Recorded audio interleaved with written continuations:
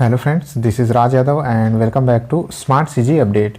दोस्तों, इस वीडियो में हम लोग मंडी निरीक्षक जो आपका एग्ज़ाम हुआ था उसका जो है मैथमेटिक्स के क्वेश्चन यहाँ पर पूरे सॉल्यूशन के साथ देखने वाले हैं। ठीक है, पूरा क्वेश्चन मैंने यहाँ पर सॉल्व करके आप लोग को दिखाया हुआ है। तो आप लोग इस वीडियो पर पूरा बने रहिएगा, वीडियो को लास्ट तक जरूर देखिएगा, क्योंकि ये वीडियो आप लोग के लिए काफ़ी इंपॉर्टेंट हो सकता है अगर आप मैथमेटिक्स के आंसर जानना चाहते हैं पूरे सॉल्यूशन के साथ। तो चलिए दोस्तों, इस वीडियो को स्टार्ट करते हैं। आगे बढ़ने से पहले अगर आप लोग चैनल पर नए हैं तो चैनल को जल्दी से सब्सक्राइब जरूर कर लीजिएगा, क्योंकि इस चैनल पर आप लोगों के काम के वीडियोज़ बिल्कुल लेटेस्ट टाइम पर अपलोड होते रहते हैं। बगल वाले बेल आइकन को प्रेस करके ऑल पर जरूर सेट कर दीजिए, और अगर वीडियो पसंद आता है तो लाइक ज़रूर कर दीजिएगा। तो चलिए स्टार्ट करते हैं दोस्तों। इससे पहले मैंने ये जो मैथमेटिक्स का है क्वेश्चन नंबर 21 से 30 तक आप लोग को बता दिया है एक वीडियो में। ठीक है, 10 प्रश्न हम लोगों ने कर रखा है। ये है सेट बी। ठीक है, सेट बी का यहाँ पर मैं जो है क्वेश्चन करा रहा हूँ। क्वेश्चन सेम रहता है, बाकी क्रम बस बदल जाता है अलग अलग सेट्स में। तो ये सेट बी का क्वेश्चन है। 21 से 30 में करा चुका हूँ। अगर आप लोगों ने नहीं देखा होगा, नीचे डिस्क्रिप्शन बॉक्स में आपको लिंक मिल जाएगा। आज के इस वीडियो में हम लोग 31 से करने वाले हैं आगे। ठीक है, 31 से आगे करेंगे। सबसे पहला क्वेश्चन यहाँ देखिए 31।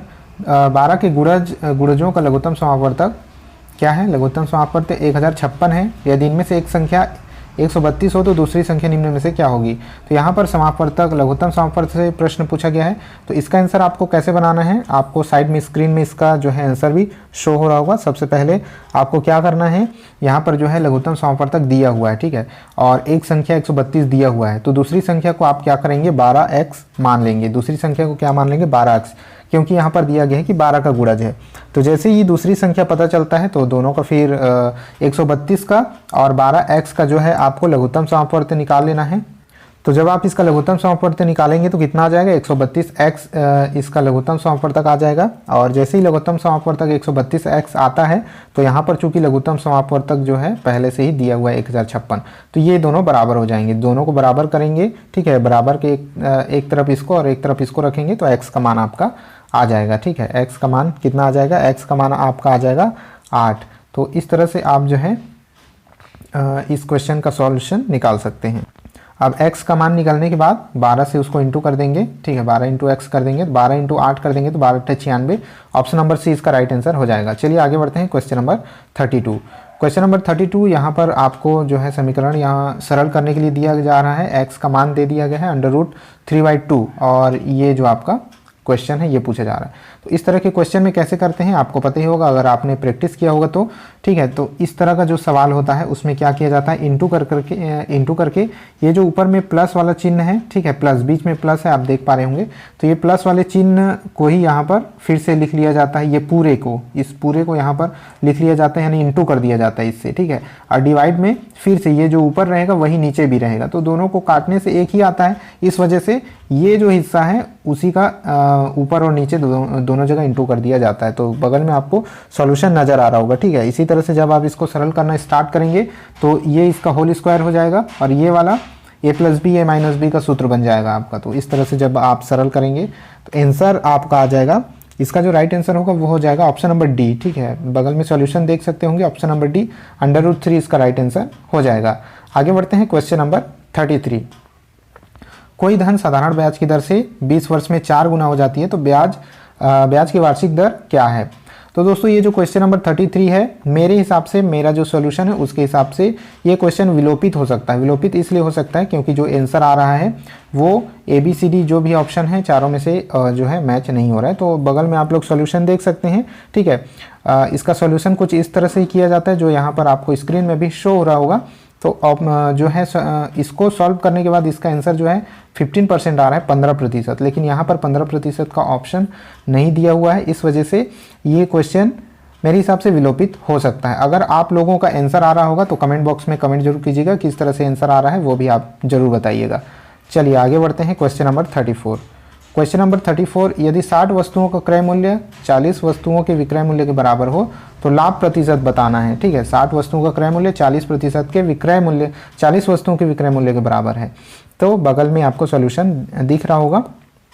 तो ये कुछ इस तरह से सॉल्व होगा। सबसे पहले क्या करेंगे, 60 वस्तुओं का यहाँ पर क्रय मूल्य निकालेंगे। ठीक है, 60 वस्तुओं का क्रय मूल्य x मान लेंगे तो एक वस्तु का क्रय मूल्य निकाल लेंगे। ठीक है, x के परिप्रेक्ष्य में। उसके बाद क्या करेंगे, जो एक वस्तु का क्रय मूल्य आएगा ठीक है। तो जो 60 वस्तु का क्रय मूल्य है वही 40 का विक्रय मूल्य है, 40 वस्तुओं का, तो 40 वस्तुओं का विक्रय मूल्य भी x हो जाएगा। तो एक वस्तु का विक्रय मूल्य ज्ञात कर लेंगे, तो एक वस्तु का क्रय मूल्य और एक वस्तु का विक्रय मूल्य निकल जाएगा और उसके हिसाब से लाभ निकाल लेंगे, विक्रय मूल्य माइनस क्रय मूल्य, और लाभ प्रतिशत फिर निकाल लेंगे। तो इसका जो राइट आंसर होगा वो हो जाएगा ऑप्शन नंबर बी, ठीक है। 50% इसका राइट आंसर हो जाएगा।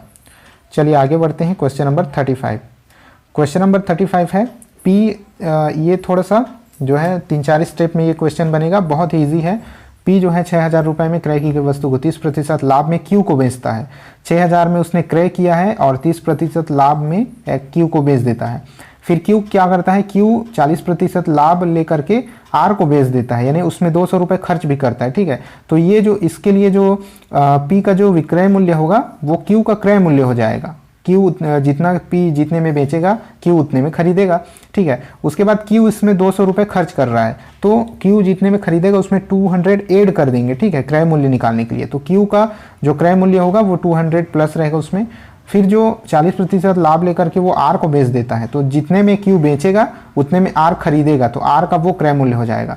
अब आर जो है 10% हानि में उसको एस को बेच देता है, ठीक है। तो एस आर जितने में बेचेगा उतने में एस खरीदेगा, ठीक है। तो वही जितने में खरीदेगा वही इसका आंसर होगा। तो आप सोल्यूशन बगल में देख पा रहे होंगे, ठीक इसी तरह 2-3 स्टेप में आप इसको हल करेंगे और लास्ट में इसका जो आंसर आएगा वो हो जाएगा ऑप्शन नंबर सी, ठीक है। 10,080 रुपये इसका आंसर हो जाएगा। एस जो है 10,080 रुपये में इसको खरीदेगा। सॉल्यूशन आप यहाँ से देख पाएंगे। आगे बढ़ते हैं क्वेश्चन नंबर 36। क्वेश्चन नंबर 36, एक समचतुर्भुज के विकर्ण की लंबाई दूसरे विकर्ण की लंबाई का 75% है। समचतुर्भुज कैसा होता है, कुछ इस तरह से आपका समचतुर्भुज होता है, मान लीजिए, ठीक है। तो एक विकर्ण छोटा होता है, एक विकर्ण उसका लंबा होता है। एक विकर्ण क्या रहेगा, छोटा रहेगा इस तरह से, ये देखिए ये है समचतुर्भुज। एक विकर्ण छोटा है ये वाला और एक विकर्ण लंबा है ये वाला, तो इस तरह से समचतुर्भुज होता है। तो ये कहा क्वेश्चन में ये कह रहा है कि एक विकर्ण की लंबाई दूसरे के 75% है, दूसरे का 75% है। इस समचतुर्भुज का क्षेत्रफल छोटे विकर्ण का कितना गुना होगा। तो पूरा क्षेत्रफल जो है छोटे वाले विकर्ण का कितना गुना होगा ये आपसे पूछा जा रहा है। तो सॉल्यूशन आप देख सकते हैं, सॉल्यूशन बगल में दिखाई दे रहा होगा आपको, ठीक है। तो इस तरह से आप इसको सॉल्व करेंगे। एक विकर्ण को x मान लेंगे तो दूसरा वाले विकर्ण को जो है x का 75% मान लेंगे। तो इस तरह से इसका 75% करेंगे तो जो है सेकेंड विकर्ण का मान x में आ जाएगा, ठीक है। और उसका समचतुर्भुज का जो है क्षेत्रफल का सूत्र लगा देंगे। समचतुर्भुज का क्षेत्रफल क्या होता है, 1/2 इंटू विकर्णों का गुणनफल। जो पहला विकर्ण है x निकलेगा हमारा, और जो दूसरा विकर्ण है 3/4x निकलेगा, ठीक है। इनको 1/2 से आप इंटू कर देंगे, ये होता है उसका क्षेत्रफल का सूत्र, और इसके क्षेत्रफल के हिसाब से आप सॉल्व कर लेंगे। एक बार जब क्षेत्रफल निकल जाएगा तो छोटा वाला जो विकर्ण है उसका कितना गुना होगा ये जानने के लिए जो क्षेत्रफल है उससे कितने जो है छोटे विकर्ण को डिवाइड कर देंगे, ठीक है। छोटे विकर्ण को डिवाइड कर देंगे, जैसे इसका लास्ट स्टेप आपको दिखाई दे रहा होगा, और जो आंसर आएगा वो हो जाएगा option number 3, 2/3, 2/3। Option number A 2/3, 2/3 इसका राइट आंसर हो जाएगा। आगे बढ़ते हैं क्वेश्चन नंबर 37। एक घन के सभी सतहों के क्षेत्रफल का योग 3750 वर्ग मीटर है, तब उस घन के किनारों की लंबाई का योग क्या होगा। तो दोस्तों इसमें क्या कहा जा रहा है, एक घन है, ये घन किस तरह से होता है, घन जो है उसके जो 6 फलक होते हैं सभी तरफ से वो समान होते हैं, कुछ इस तरह से घन होता है, ठीक है। तो उसके कितने सतह हो जाएंगे, एक ये हो जाएगा और इसके विपरीत दिशा वाला 2 हो गया, ये और उसके विपरीत दिशा 4 हो गया, ये और उसके विपरीत दिशा 6 हो गया, 6 सतह होते हैं, ठीक है। तो यहाँ कहा जा रहा है कि सभी सतहों का क्षेत्रफल जो है 3750 है। तो 6 सतह होते हैं, तो सबसे पहले एक सतह का जो है क्षेत्रफल ज्ञात कर लेंगे। तो 3750 में से 6 का डिवाइड कर देंगे, एक सतह निकल जाएगा, ठीक है। एक सतह का क्षेत्रफल निकल जाएगा। तो एक सतह का क्षेत्रफल कितना आएगा, एक सतह का क्षेत्रफल आपका आ जाएगा 625, ठीक है, 625 आ जाएगा। अब 625 तो इसका भी जो है भुजा गुणित भुजा जब आप करेंगे 625 को डिवाइड करेंगे, ठीक है, उसका वर्गमूल निकालेंगे तो 25 आ जाएगा। यानी एक फलक की लंबाई, या आप कह सकते हैं एक किनारे की लंबाई 25 मीटर आपकी आ जाएगी। तो कुल मिलाकर के एक घन में 12 किनारे होते हैं, तो 25 का अगर 12 से आप इंटू कर देंगे तो ये जो आंसर आएगा 300 वही होगा इसका आंसर। ऑप्शन नंबर सी इसका राइट आंसर हो जाएगा। आगे बढ़ते हैं क्वेश्चन नंबर 38। क्वेश्चन नंबर 38 है, यदि किसी गोले के आयतन को उसके पृष्ठ क्षेत्रफल से विभाजित किया जाता है तो परिणाम जो है 27 सेंटीमीटर होता है। गोले की त्रिज्या बताना है। तो इसमें आयतन को क्या करना है, पृष्ठ क्षेत्रफल से डिवाइड कर देना है। तो आपको आयतन का फार्मूला पता होगा, बगल में आपको सॉल्यूशन दिख रहा होगा। ठीक है, आयतन का क्या फार्मूला होता है, 4/3 पाई r क्यू, ये होता है। अब उसको डिवाइड करेंगे जैसे कि क्वेश्चन में बताया गया है पृष्ठ क्षेत्रफल से। तो पृष्ठ क्षेत्रफल का फार्मूला होता है 4 पाई r स्क्वायर। ठीक है, तो ये 4 यहाँ से कट जाएगा, पाई कट जाएगा, और ये जो r स्क्वायर है ये r क्यू है, तो r क्यू चला जाएगा, मतलब 2 इसमें से चला जाएगा तो एक ही r बचेगा, ये वाला।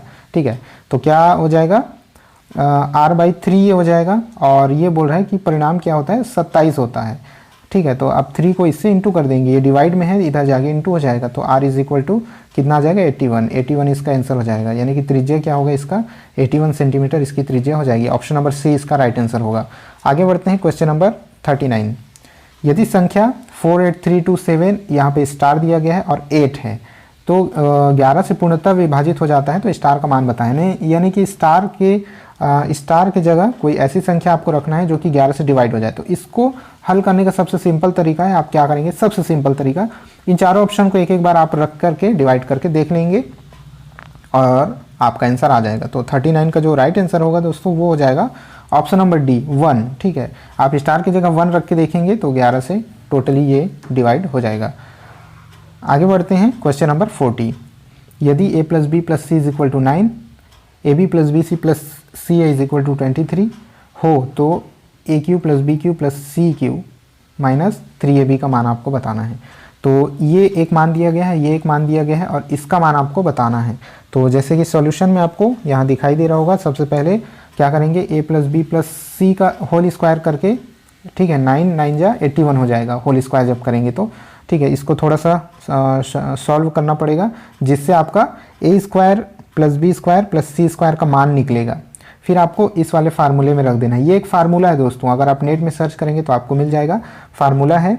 ठीक है, इसके फार्मूले में सभी के मान को पुट कर देंगे, आपका आंसर आ जाएगा, और आंसर जो आएगा वो होगा ऑप्शन नंबर ए, 108 आंसर आपका आ जाएगा। तो इसका जो राइट आंसर है वो ऑप्शन नंबर ए होगा, 108। तो चलिए ठीक है दोस्तों, इस वीडियो में हम लोगों ने 31 से 40 तक जो है सॉल्व किया है, और आगे के वीडियो में आपको मिल जाएगी 41 से लेकर के 50 तक का सॉल्यूशन मिल जाएगा। तो आई होप ये वीडियो आपको पसंद आया होगा।